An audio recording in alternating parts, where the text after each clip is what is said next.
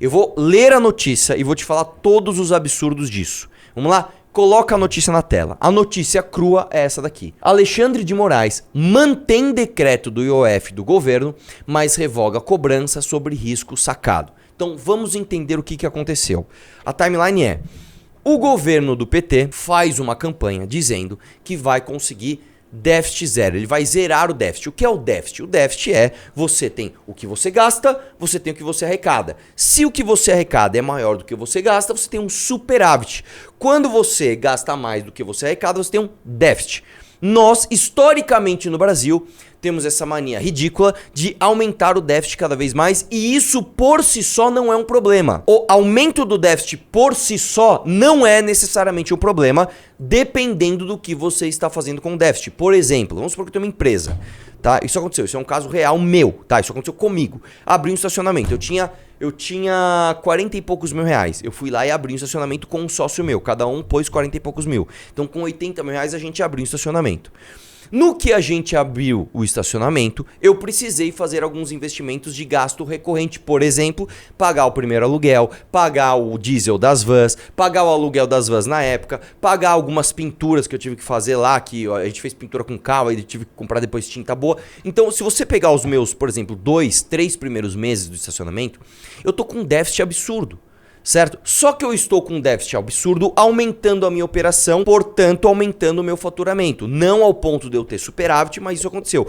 Eu lembro que logo que a gente empatamos faturamento e gasto. A gente decidiu fazer mais um gasto, que era cobrir mais algumas vagas, porque eu vendia a vaga coberta mais cara do que vaga descoberta. Então eu fui lá e investi em infraestrutura. Certo? E claro que como eu tive aumento também de clientes, eu tive que investir também em mão de obra. Então eu aumentei o meu déficit para gerar um crescimento.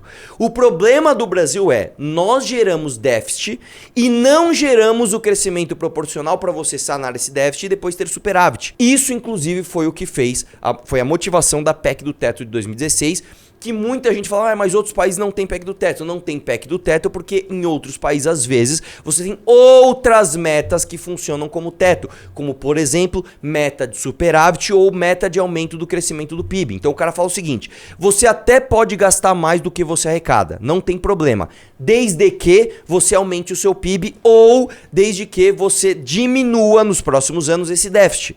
Então você gastou mais do que você arrecadou, mas você está no caminho certo. Dada esta introdução, o governo do PT falou, vamos zerar o déficit porque nós estamos com um déficit muito alto. Ótimo, legal. A gente já sabe que é mentira, porque o Haddad é um incompetente, porque o Haddad, quando ele foi prefeito de São Paulo, ele aumentou impostos, ele aumentou em 50% o ITBI, e conseguiu aumentar o déficit da cidade de São Paulo. Então vamos começar aqui, que a gente já sabia que o Haddad não ia conseguir fazer isso. Beleza, ele não consegue fazer. Não conseguir fazer, o déficit está aumentando, ferrou. O que ele faz? Ele faz algumas coisas inéditas que o PT sempre denunciou de outros governos. Ele chega pro Tribunal de Contas e fala, Tribunal de Contas, posso colocar menos dinheiro da educação porque eu tô sem grana? Tribunal de Contas, eu posso quebrar a regra de ouro? Não sei se você sabe o que é a regra de ouro. É basicamente, você só pode pedir empréstimo para gasto de investimento. Você não pode pedir empréstimo para gasto corrente. Então, por exemplo, eu tenho estacionamento, estou pagando 10 mil reais de folha, não tenho os 10 mil reais, eu não posso pedir empréstimo para pagar folha. Eu posso pedir empréstimo para fazer, sei lá, comprar uma van, comprar mais vaga. Eu não posso.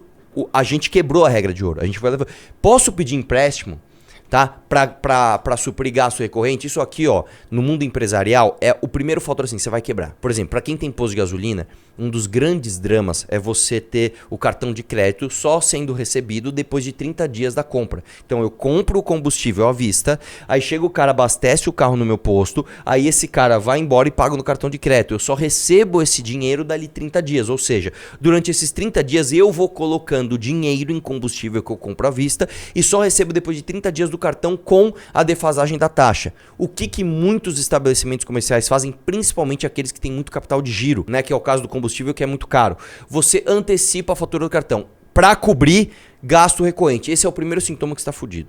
Você vai comprar um negócio, isso fica até uma dica de negócio para você. Você vai comprar um bar, você vai comprar uma padaria. Irmão, você tá antecipando a fatura do cartão? Tô, então, mano, esse cara tá fudido. Se o cara tá antecipando fatura de cartão, você já tá na merda. Você tá pagando uma taxa muito maior pra pegar um dinheiro que depois você vai contar com ele no futuro e você não vai ter pra pagar gasto recorrente. O Brasil está nisso. O Brasil já está quebrando a regra de ouro pra pedir empréstimo pra isso. Aí o governo fala assim, bom, fudeu. Não tô conseguindo suprir as contas mesmo assim. Taxa brusinha, irmão. Fala que é pra proteger a indústria nacional e taxa brusinha e vambora. E taxa brusinha. Ah... Meu irmão, não tá dando. Irmão, aumenta o IOF. O governo vai lá e via decreto, o que é um absurdo.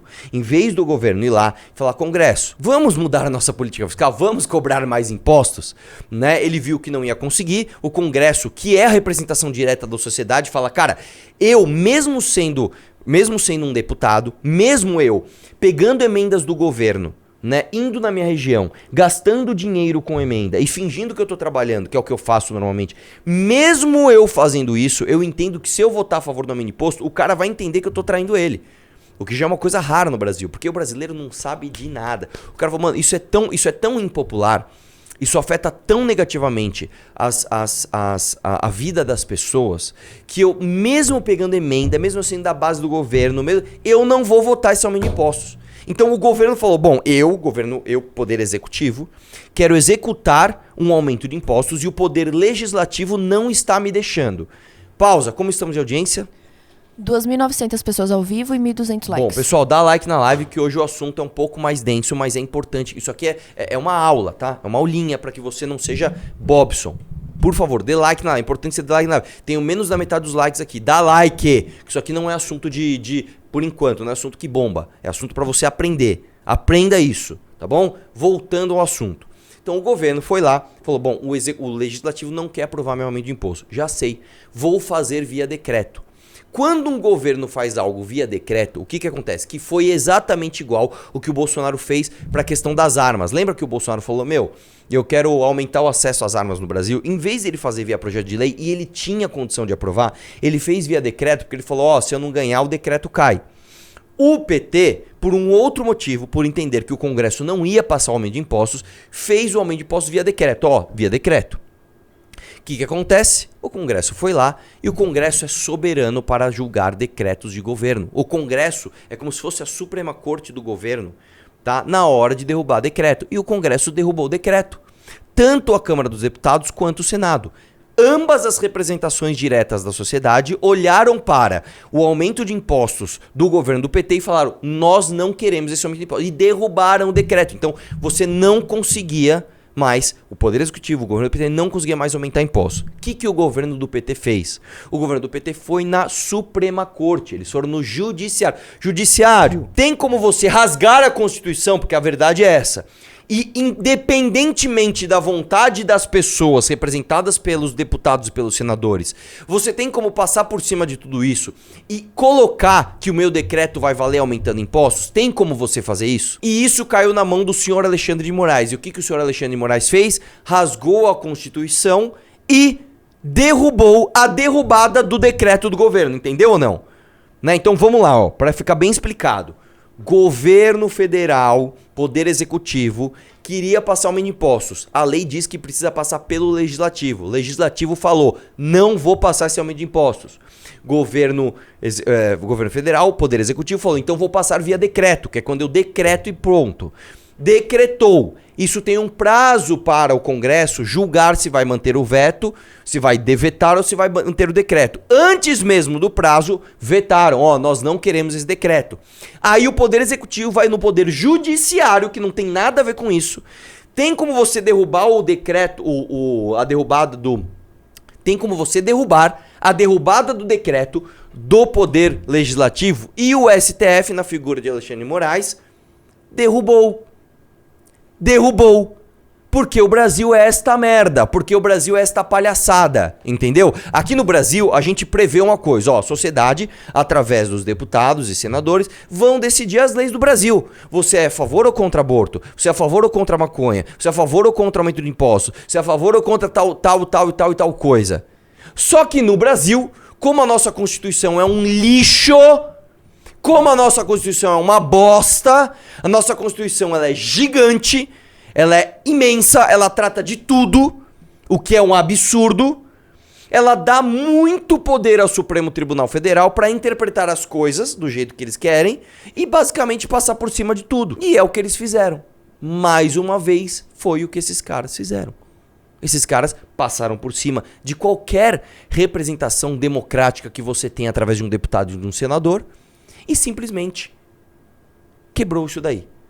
Dada essa introdução, deixa eu ler a matéria aqui para você, tá? Vamos lá, desce lá, vamos lá. O ministro Alexandre de Moraes do Supremo Tribunal Federal decidiu nesta quarta-feira manter a maior parte do decreto do governo que aumentou o imposto sobre operações financeiras, revogando apenas a cobrança das operações de risco sacado. Moraes é relator de 4 ações no STF que tratam do decreto que causou uma disputa entre Executivo e Congresso. O risco sacado, comum entre varejistas, é uma espécie de antecipação de pagamento de empresas aos fornecedores, intermediada pelos bancos mediante cobrança de taxas. Isso aqui, só pra você saber, isso aqui, o cara quando ele faz isso já tá na merda, tá? O cara quando ele faz isso já tá na merda. Isso aqui é o seguinte, vamos dar um exemplo, eu tenho uma indústria que eu faço... Sei lá, eu faço uma peça para um eletrodoméstico. É um caso de um amigo meu, que era meu vizinho. Ele fazia peças para valita. Então ele ia lá, tinha uma metalúrgica, ele estampava peças para valita. Então beleza, ele vai comprar a chapa. Ele chega na usina, precisa da chapa de aço. Ó, a chapa de aço custa 1.000 e aí você vai pagar ela em 30, 60 dias. Beleza, ele compra e lá, tem um boleto para pagar daqui 30 dias e outro para pagar daqui 60 dias. Compra essa chapa, produz. No meio dessa produção, vai lá meses, ele paga o salário, paga o aluguel, certo? Aí ele faz a peça, ele pega esta peça pronta, que ele já comprou a bobina, que ele já pagou o salário do operário que fez isso, ele já pagou a conta de energia elétrica, ele vai pagar o boleto em seguida da matéria-prima que ele comprou e ele vende, ele entrega lá para sua empresa, para a Valita. Entreguei para a Valita. Só que a Valita, que tinha um prazo de pagamento de 90 dias, que já é ruim, chega pro cara e fala assim, ó, eu vou receber, mas eu vou mudar o prazo. Eu vou pagar agora com 180 dias. Vou pagar isso, cara, isso é a coisa mais comum que tem na indústria, tá? Você entrega pro cara, você vira fornecedor do cara, tua operação tá rodando, o cara fala, mano, esse cara depende de mim. Ô meu, só vou te pagar daqui mais 3 meses. Você vai fazer o quê? Você vai parar de entregar pro cara? Ele sabe que você é dependente seu. Isso aqui, cara, isso aqui é regra de mercado, tá? Tô lá produzindo, meu, seu pagamento vai poster, puta, fudeu. Fudeu, porque eu já paguei o salário dos funcionários, eu já paguei a conta de luz, já paguei meu aluguel. Eu tenho agora o boleto da bobina, da matéria-prima, pra eu pagar, sendo que eu já entreguei a peça e o cara só vai me pagar daqui 6 meses. Fudeu, tô sem grana. Aí você vai lá e faz esse tipo de coisa. E aí você paga o IOF, né? Você chega no banco e fala, banco, é o seguinte, eu tenho um título de dívida aqui da Valita, ou de uma outra empresa que eu entreguei a peça. Tá aqui a nota fiscal, tá aqui a nota promissória, eu vou receber esse dinheiro, é certeza que eu vou receber esse dinheiro. Então faz o seguinte, já que essa é uma empresa de confiança e eu sei que eu vou receber o dinheiro, só que eu preciso desse dinheiro agora, você me dá o dinheiro agora e fica você com esse título pra você cobrar eles depois? Claro, e aí o banco, ó, chega lá e ó,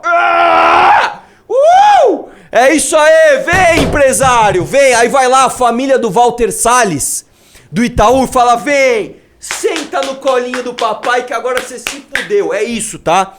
Empresário brasileiro é isso. É sentando no colo de um por um. Falou? É isso. Empresário brasileiro é isso. Aí você vai lá e ó. Creu! Aí o governo falou, opa, pera lá. Como é que esse cara tá ganhando dinheiro, porque ele tá trabalhando, produzindo? Como é que o banco tá ganhando dinheiro antecipando o recebível dele? E eu não vou tirar o meu? Mete imposto nessa operação. E aí você vai lá e creu! No empresário de novo. O empresário vai lá e senta mais uma vez no colo do governo. Certo? Aí o Alexandre de Moraes falou o seguinte, ó. Vamos deixar esse cara de fora só desse aumento? É isso, tá? É isso. Beleza? Vamos lá. Antes do decreto do governo, não incidia IOF sobre transação porque não era considerada para esses fins uma operação de crédito. O ato do governo... Porque, vamos lá, só para você entender. Agora que eu acabei de entender que eles não consideravam isso uma operação de crédito. Porque, teoricamente, você não está pedindo crédito pro banco. Né? Você que tem o crédito, você está falando, mano, só tô terceirizando o crédito que eu tenho com outro cara ali, né? Que é a empresa grande. Vamos lá. O ato do governo federal, contudo, determinou que essa era uma operação de crédito e que, portanto, deveria ser cobrada como tal. O governo estimava arrecadar 12 bilhões em 2025 e 31 bilhões em 2026 com as novas regras do IOF. Porém, a saída do risco sacado vai reduzir esse valor em 450 milhões em 2025 e até 3,5 bi em 2026, o equivalente a cerca de 11,4% de arrecadação esperada com o imposto para o próximo ano. Né? Desce um pouquinho. Ao suspender o artigo relativo ao risco sacado, Moraes explica que o governo extrapolou sua competência de usar o decreto para incluir operações de risco sacado como se fossem operações de crédito sujeitas ao IOF. Para o ministro, isso viola o princípio da legalidade tributária e o regime constitucional de delegação de competência tributária. Então, teoricamente, a matéria está focando uma parte boa, né? Tipo assim, ó, o Alexandre de Moraes, ele suprimiu a tua vontade, colocando imposto de um monte de coisa, mas nesse aqui ele te salvou, né? Não bastasse isso, a equiparação normativa realizada pelo decreto presidencial das operações de risco sacado com operações de crédito feriram o princípio da segurança jurídica, pois o próprio poder público sempre considerou tratar-se de coisa diversa, aponta o ministro. Beleza. Moraes destacou que o decreto que promoveu as mudanças no IOF foi editado segundo o que é previsto pela Constituição, que autoriza o executivo a alterar alíquotas de tributos com função extrafiscal como o IOF. E aí eu vou te falar uma coisa, isso aqui é um absurdo porque... já tem, isso aqui é uma coisa um pouquinho mais técnica, já tem jurisprudência do próprio STF dizendo que não, que a autonomia máxima em dizer se um decreto vai continuar ou não continuar é do Congresso. Então o Supremo um dia olhou e falou assim, ó, bom, existe um poder executivo que quer fazer uma coisa via decreto. Existe um poder legislativo que não quer que o governo faça essa coisa via decreto. Eu, Supremo, estou determinando que é soberano a decisão do Congresso. É o Congresso que vai decidir sobre o decreto do governo. Aí hoje, 2025, o Alexandre de Moraes fala, não gostei.